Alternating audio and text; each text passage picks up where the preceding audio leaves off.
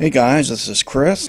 I've been waiting a very long time, just like all the other hardcore fans out there, and just been dying to play this game. And I tell you, it definitely does not disappoint. If you've seen any of my other videos, you know my playstyle is Ghost Purist, and my objective really is just to focus on what I need to do, not the enemy. I really do love the daylight levels so much. One thing that Conviction taught me a lot is to rely on line of sight. I feel very comfortable in the light, and to me it's just a lot more fun to play. And I love the new abduction move they have, where you can basically do it behind counters and different things like that. And you can see they got the white warnings back. And you can see the lens flare on this. This is one thing that they did that was new, was it's called behind the lens, something that Scott Lee, the art director, wanted to focus on. I got exploration points. That's one thing that I think is really cool that they implemented, was exploration points for going through vents and finding places that conventionally you wouldn't think of going. I think it's great that dogs are back in the game. It just makes you a little bit I don't know, it just adds another degree of challenge to it. The black and white filter is no longer there, which I absolutely love the fact that we're back in full color. And then you can see the light and shadows are just terrific on this. August 20th was launch day for me. I got my Paladin edition, stayed up for way too long, as my wife says. This game is just way too much fun. The first time I got a peek of this mission was, I think, when they were showing it on the Wii U.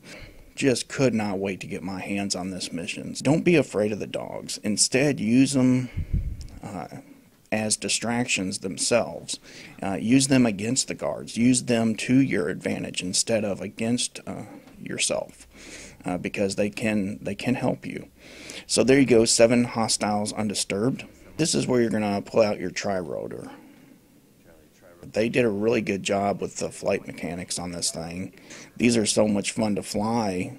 I would love to have one of these and to fly around. This is where you can see the weather effects really shine in this game. Again, so many places, like the outdoor levels.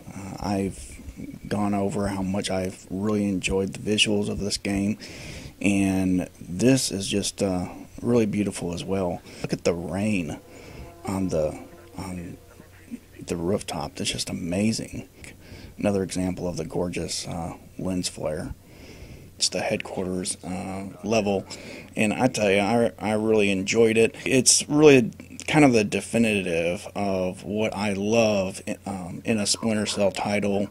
The challenges that it requires. You'll definitely see in this next room where I have to get this hard drive. It's incredibly difficult to get by, especially when you're not using any distraction methods at all. It definitely gives you that old school legacy feeling. If I can give you any advice, it is just to rely on line of sight. Really master line of sight if you're going to play Perfectionist mode. That's probably the best advice I can give you. You have a checkpoint system instead of a quick save.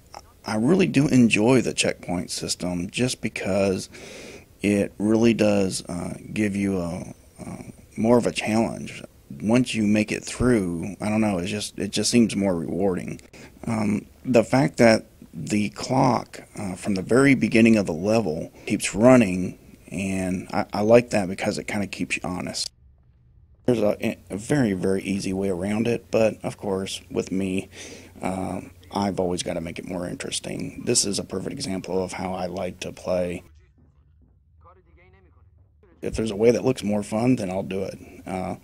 Just because, again, the game's gorgeous, and I've got 2 night vision guards right there. There are 2 people upstairs. Another closer than ever opportunity, and you can see that big dude just go right behind them and say, "See you later, sucker."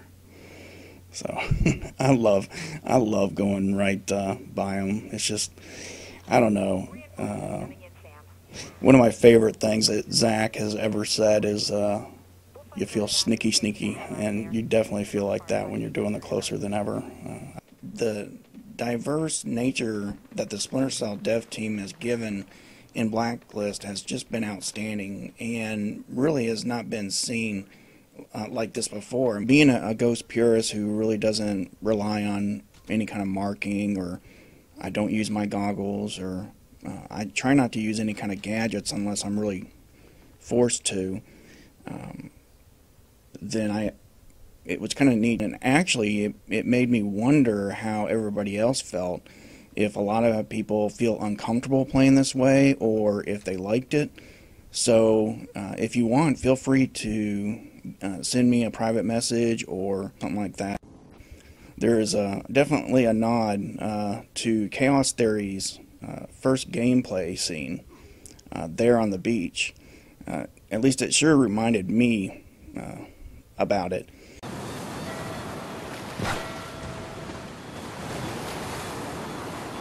Here we have to defend the Paladin from enemies on alert. However, we can still perform this in very high stealth fashion. Sam, more hostiles inbound on trucks. Engine spinning up. More trucks left side. This is the fuel level. I thought it was interesting. Actually, this reminds me of the bathhouse in a way, those night vision guards. As far as which level was the hardest for me, I would still say the headquarters level to me was the hardest, and the hardest section by far was that room where you have to get that drive and get out of there, where it's all lit up and you've got, it's all the walls are glass and you've got everybody walking around, and especially if you're not doing any distractions, you're not taking anyone out. That to me was extremely tough. By far the hardest spot in the whole game. Also, another thing I really like is the leaderboards. It's all about using the multiplier, stealth KOs, and getting lower times. The stat tracking I think is really great, and how they divide up the percentage for each playstyle. I just wanted to also send out a shout to Zach Cooper. He, of course, is our Splinter Cell community developer, and just wanted to let everybody know we're very fortunate, as you know, to have someone of his caliber.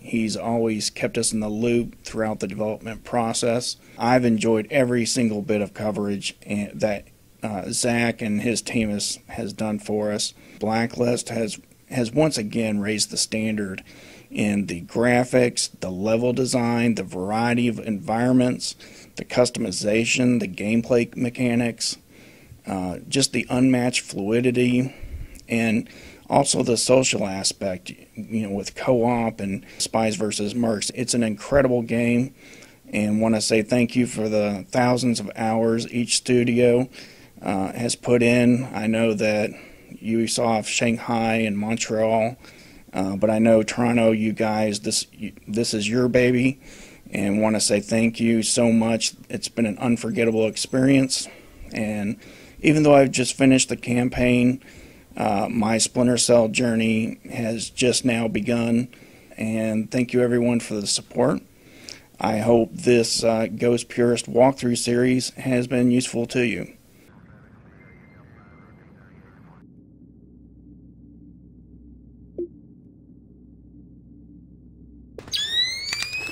This is definitely my favorite title of all time.